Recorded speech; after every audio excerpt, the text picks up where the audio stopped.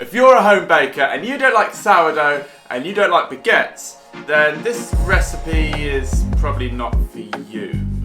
But if you do, watch on. This is going to be really, really exciting stuff. Sourdough, we traditionally make it in those beautiful ball-like shapes, and yeah, oh my god, it's so nice, it's so popular, it's so on trend, and it kind of like became like a thing maybe, I don't know, 10, maybe 15 years ago in the UK, and it was quite new and exciting then, but for some reason it seems to have stuck. It's not a fad, people like it, and it's doing really, really well in terms of popularity. We're going to change things around a little bit to how we would normally do it. We're going to have to knead it, we're going to have to create some nice holes in it, we're going to have to make it nice and stretchy, and hold its shape so it can't be too wet. So let's give this one a go. I've been trying out this recipe for a few weeks now, and I think I've got it nailed.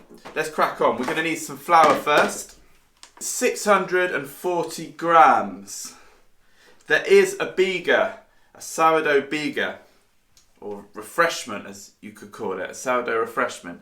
That we made yesterday, and I'll show you how I made that in a second.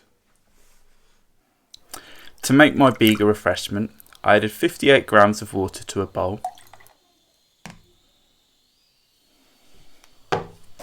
and then added 64 grams of my mature sourdough. This sourdough is made from 85% white flour and 15% light rye flour. I added 128 grams of white bread flour and mixed.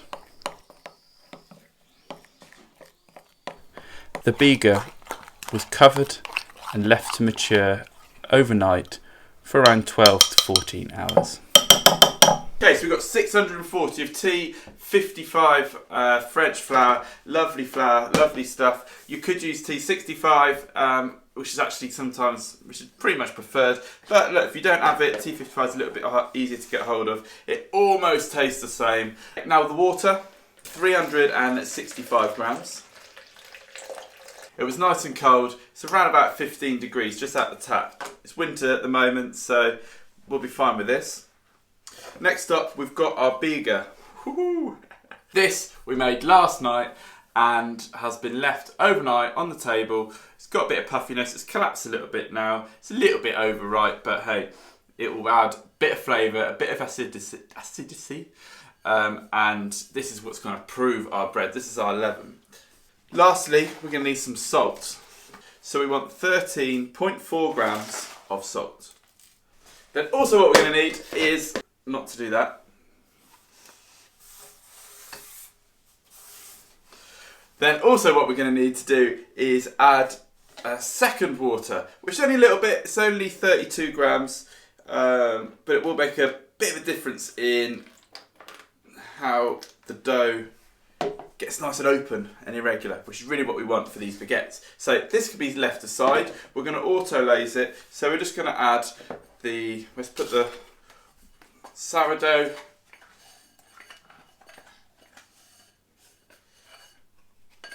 in that water there. You could do this in the mixer or you could do it by hand. We'll put the flour in there as well. Leave the salt, and we're just going to mix it.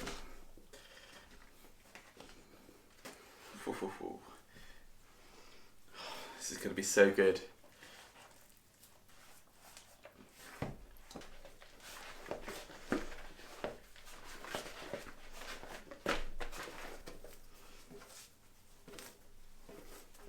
Now I'm just checking the consistency of the dough. I don't want it to be too dry or too wet.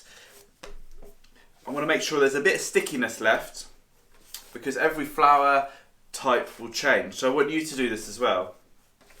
Just have a feel. Make sure there's a bit of stickiness in there. It's not too dry. That all the flour is now absorbed into the dough. And you kind of feel that it's got enough play in there. This is quite a dry mix at the moment, so you might want to add just that little bit of water to it.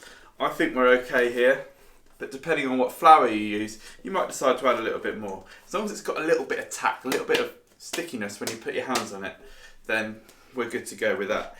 and we're going to leave that for about 20 to 30 minutes to autolaze. What autolaze does is when water and flour touch each other, they start breaking down the structure to start creating gluten from the protein.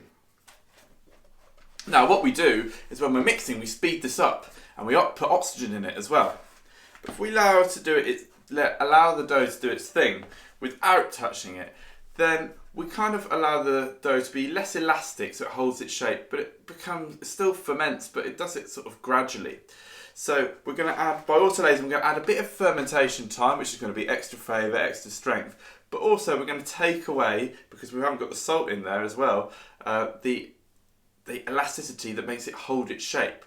Now that's really important because when we're making baguettes, we want to roll them out nice and long, nice and stretch them out, and we don't want them to be going like that back to the middle. We'll leave that now for about 20 minutes to 40 minutes, somewhere in there, probably half an hour, depending on what a baking schedule looks like.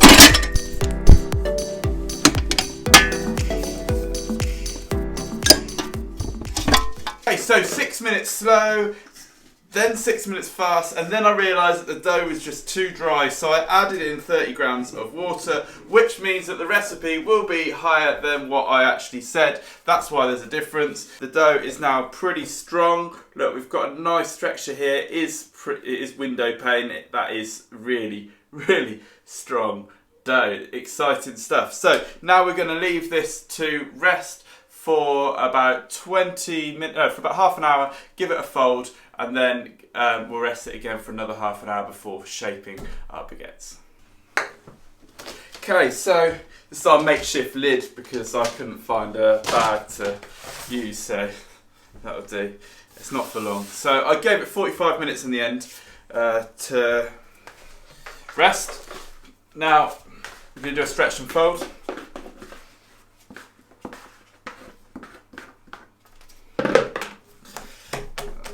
There, like that.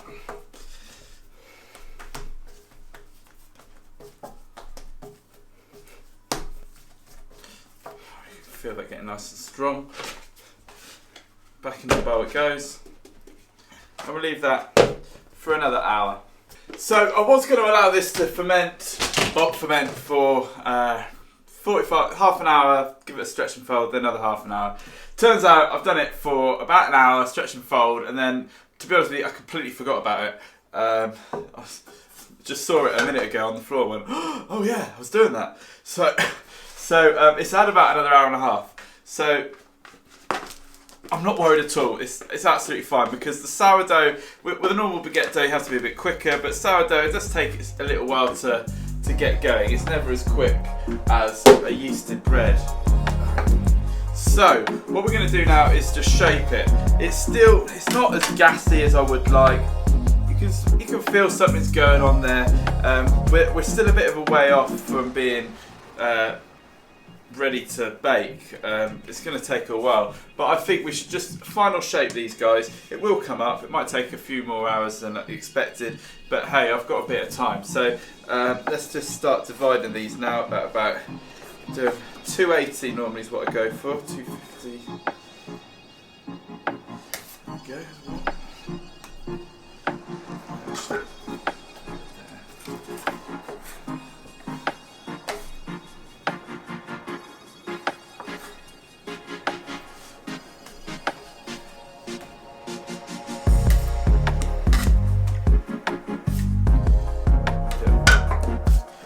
Just shape them into a rectangle, oblong, one of them, cylinder.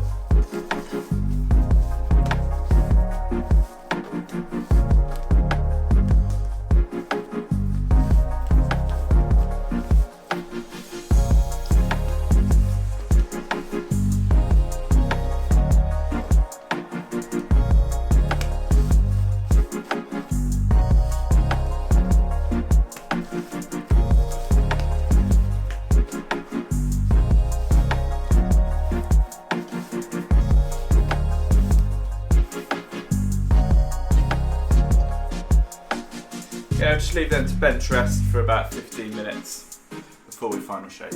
After they've been left to rest,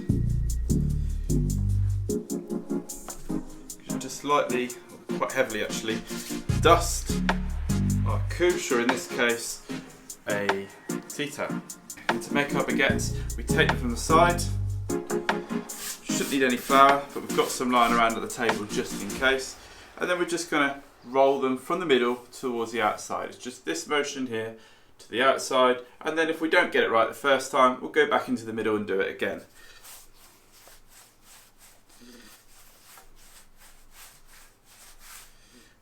At the end, we just give it a little taper at the side.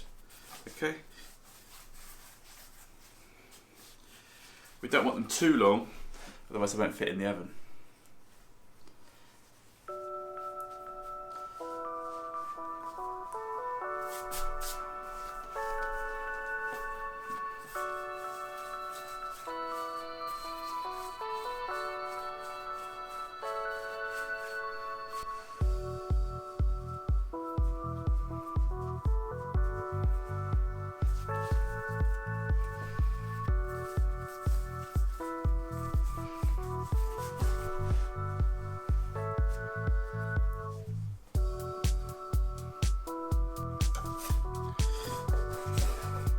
So we'll make another bread with it.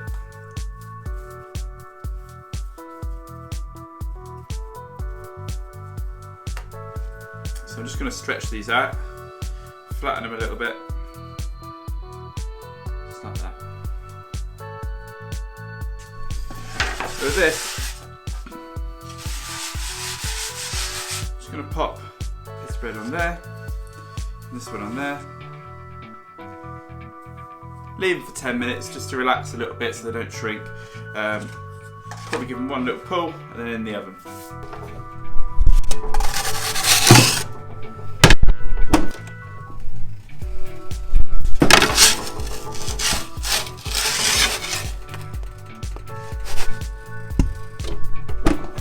So they've had about 4 hours to prove,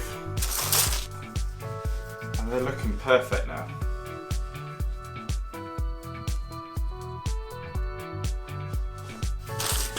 So what you can do with these baguettes, just give them a little shake with your hand, just to smooth them out if you want to. And then when we cut, we're going to start from about there. We're going to leave a gap of about 1 inch from the top. We start just to one side, and we're going to aim to end up over there. Then this cut's going to start a bit further up, and that's going to go down to about there. This cut the same, a bit further up. Goes down to there, and this one here down to there, leaving a gap at the end.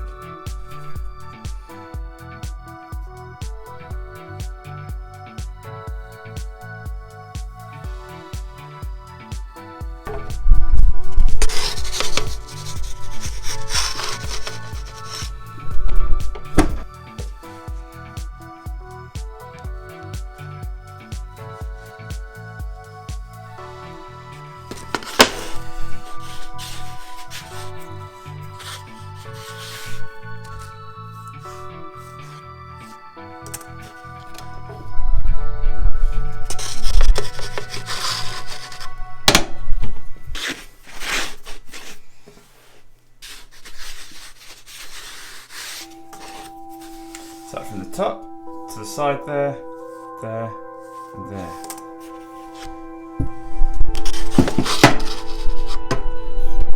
The last one.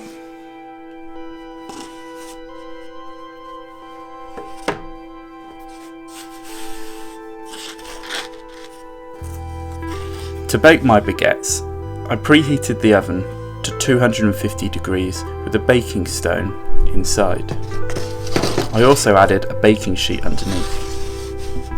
When the baguettes went in, I added 2 cups of boiling water from the kettle to create steam. I also changed the oven setting from bottom heat only to top and bottom heat as the bread went in.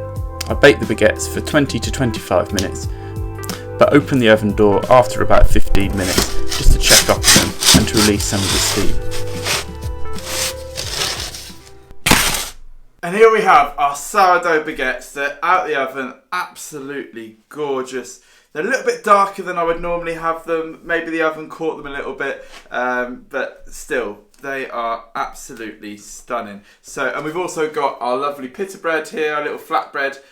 There was 2 obviously, but my son got hungry there. So, let's just cut one of these guys in half. Have a look at the crumb.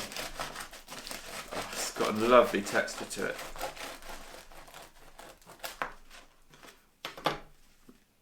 There you have it, nice and open, absolutely pouring with flavour. They are amazing. So, true French style, I've got my brie, I've got a bit of chutney, I don't know if that's French or not, but there we go. I saw it and thought, yeah, that's a bit of me.